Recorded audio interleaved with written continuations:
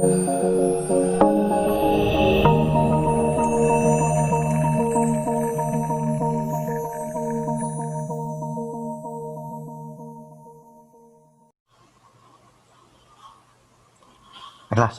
warahmatullahi wabarakatuh. Bismillahirrahmanirrahim. Selamat berjumpa kembali di mata kuliah testing dan implementasi sistem ya kalau di SI. Cuma kalau di TI kemarin namanya pengujian dan penjaminan mutu perangkat lunak. Jadi hari ini saya nggak akan bahas materi terlalu banyak, tapi saya akan bahas konsep ya. Jadi apa yang akan Anda pelajari di satu semester ini. Kalau lihat definisi mata kuliah,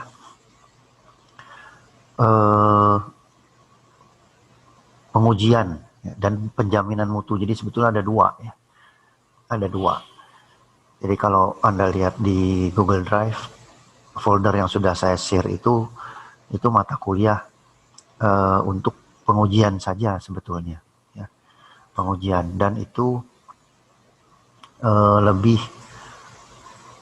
ke arah jenis-jenis pengujian. Ya. Dan kebanyakan untuk SI itu kemarin saya buat. Nah untuk TI, pertemuan 1 sampai 4 itu mungkin saya rangkum satu. Ya, saya sesuaikan pula dengan sistem daring kita sekarang. Nah, pertemuan 1 sampai 4 itu saya rangkum jadi satu. Kemudian beberapa pertemuan jenis-jenis pengujian itu mungkin 2 pertemuan cukup ya. Jadi sebelum pertengahan UTS kita sudah habis materi yang ini ya. Kemudian ada tambahan itu karena ini mata kuliah baru ya, jadi baru dua angkatan ini dengan angkatan Anda. Setelah mid semester saya akan tambah penjaminan mutu. Nah, tapi penjaminan mutu di sini sebetulnya sudah Anda dapatkan di RPL ya. Yang kemarin kita pelajari ada model McCall. Tapi mungkin ini kita akan lebih gali lebih dalam. Ya, jadi silakan buka materi RPL kemarin. Ada materi McCall. Kita akan coba studi kasus terus. Ya, jadi sesuai dengan inilah, dengan tema perkuliahan dan sistem yang kita pakai sekarang. Oke, nah untuk aturan perkuliahan Anda sudah tahu. Ini sudah semester 7, sudah pernah ketemu saya ya. Jadi aktivitas saya sangat lihat di sini ya, tuh tugas proyek UTS dan UAS. Oke.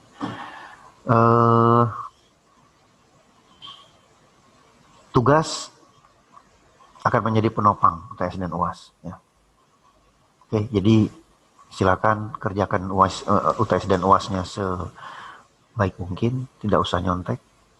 Yang penting fokus Anda adalah di tugas. Ya. Teori 70-30, praktek 70 nanti, tapi praktek ini mungkin saya jadikan tugas saja. Nah, karena tidak mungkin kayak praktek di perkuliahannya. Jadi saya akan jadikan tugas. Oke. Nanti mandiri perorangan saya sudah siapkan. Ini Anda nanti silakan cari, persiapkan saja dulu ya. Aplikasi boleh, sistem atau prosedur boleh, tapi yang saya minta fokus Anda cari use case. Ya. Nih.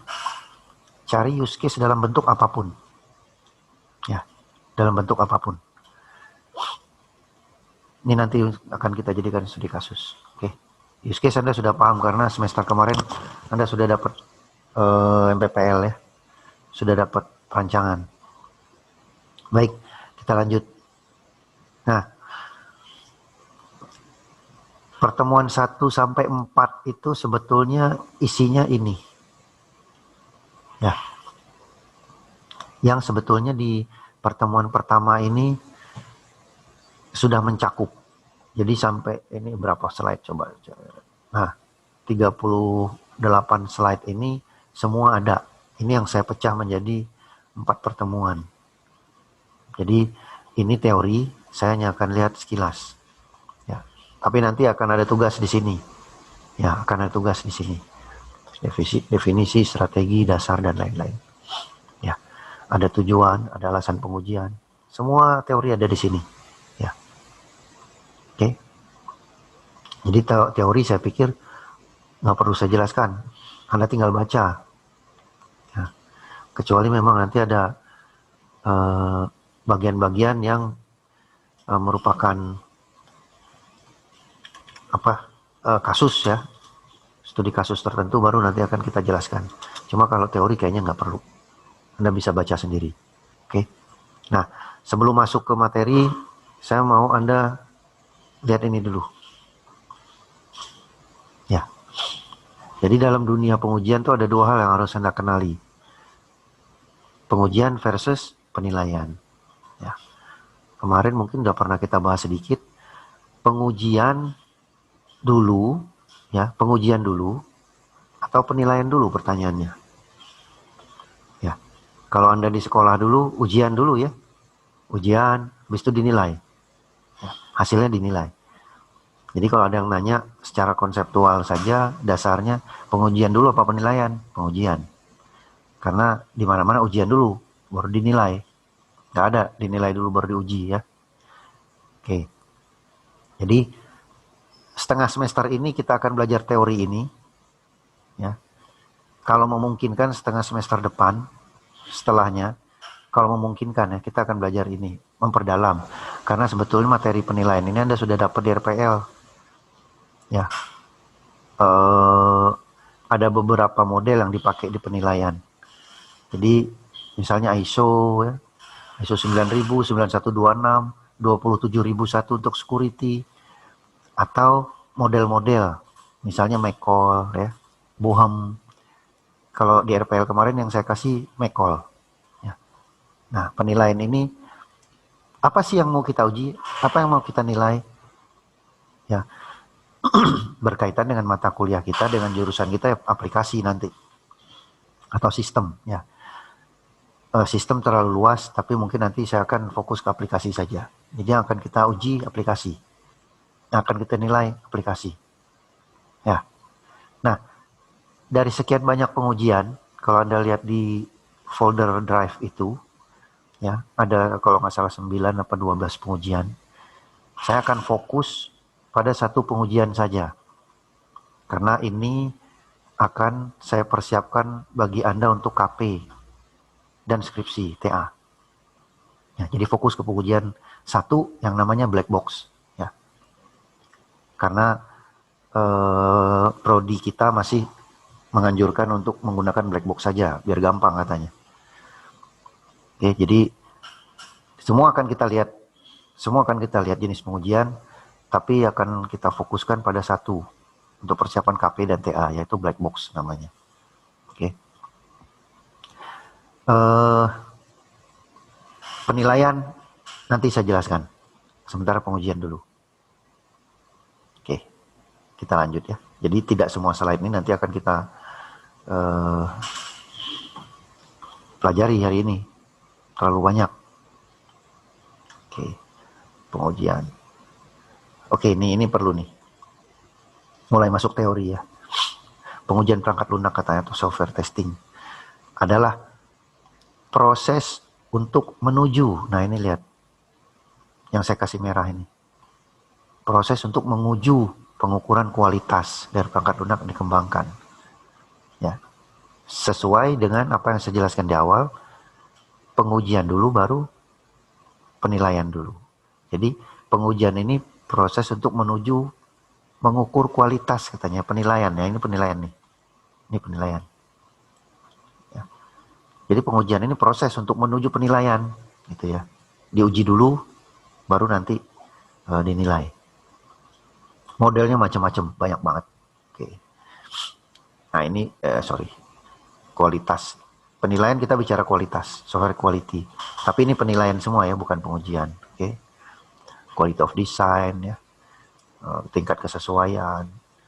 Oke. Desainnya bagus nggak? Berkualitas nggak? Kalau desainnya tidak berkualitas, ya aplikasinya jelek jadinya. Ya. tingkat kesesuaian perangkat lunak dengan rancangan telah dibuat, ini juga penting. Ini yang akan Anda perdalam nanti di semester ini. Tingkat kesesuaian perangkat lunak dengan rancangan yang telah dibuat. Use case yang Anda buat sesuai nggak dengan aplikasi jadinya? Ya. Sesuai tidak dengan use case, dengan kelasnya nanti. Ya, karena banyak nanti use case setelah jadi tidak linear dengan sequence, tidak linear dengan kelas diagram. Akhirnya use case-nya A, aplikasinya jadinya udah C. Udah jauh banget melencengnya. Oke. Jadi itu yang diuji. Kemudian dinilai tingkat kesesuaian perangkat lunak dengan rancangan yang telah dibuat. Quality of conformance katanya. Ya. Oke. Nah, standar-standar mengevaluasi kualitas, nah tadi saya sudah kasih tahu ada ISO 96 ya. Untuk kualitas, ada McCall untuk model-model ya. Kalau dalam dunia security ada 27001, ada COBIT, itu semua untuk mengevaluasi kualitas. Ya, tapi kita mungkin tidak ke sana karena kita hanya fokus ke pengujian nanti.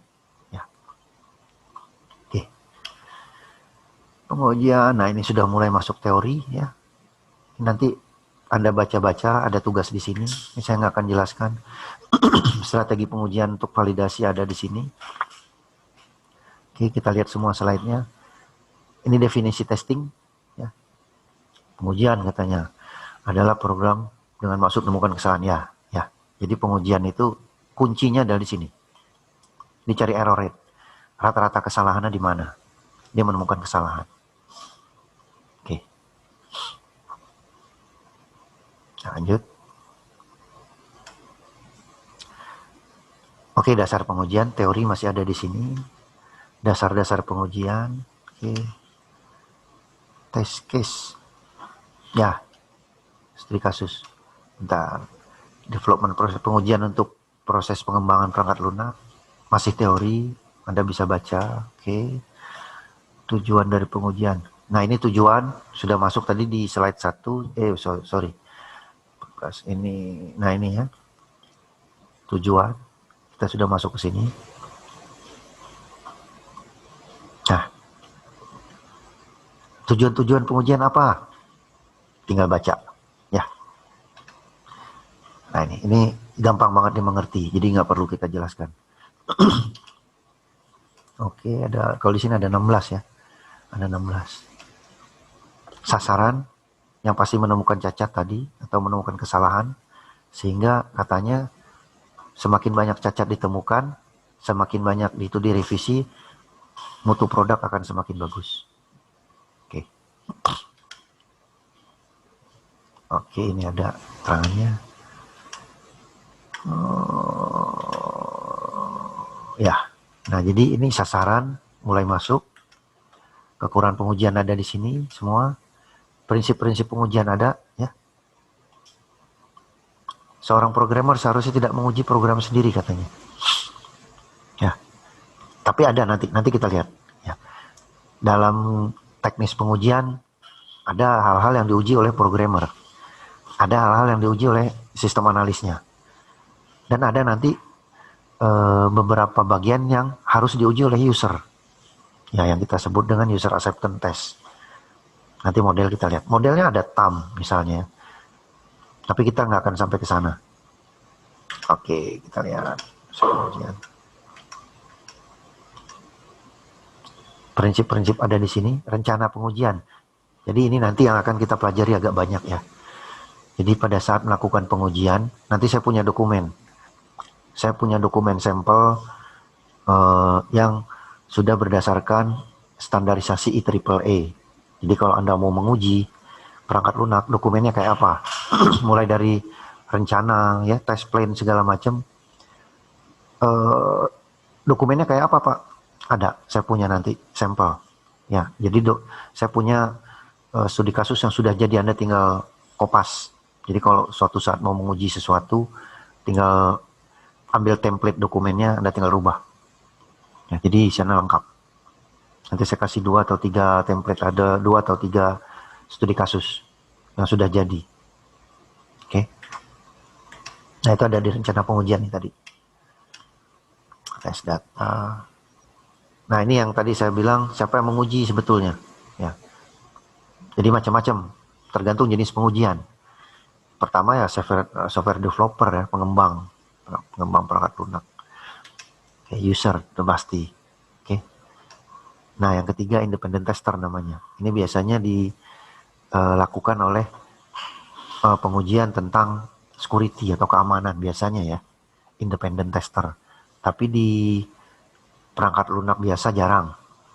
Ya, independent tester biasanya dilakukan oleh pihak ketiga untuk proyek-proyek security atau keamanan. Karena kalau keamanan ini developernya nggak boleh nguji, karena dia yang buat bahaya. User juga nggak boleh, karena nanti kalau user yang nguji dia tahu, dia yang pakai dia tahu kelemahan sistem gitu, ya. Jadi harus independent tester. Oke, kita lihat. Wah. Oh, habis. Nah, rangkumannya dari materi ini ya, bahwa Anda harus siap-siap nanti dengan studi kasus yang saya katakan tadi. Anda harus siap-siap ini nih. Nah, pertemuan 2-3 ke depan siap-siapin dulu. Oke, nanti saya bahas, nanti ini kita bahas di pertemuan ya. Jadi kita bahas di pertemuan pertama nanti hari apa? Hari Jumat ya. Oh, hari Kamis kelas ini. Ada yang hari Kamis, ada yang hari Jumat. Ya, boleh nanti kita bahas. Baik, mungkin sekedar pembuka, itu saja materinya hari ini. Mudah-mudahan nanti di video kedua dan ketiga saya akan langsung masuk ke studi kasus yang lebih detail. Oke, terima kasih. Billahi taufiq wal hidayah. Assalamualaikum warahmatullahi wabarakatuh.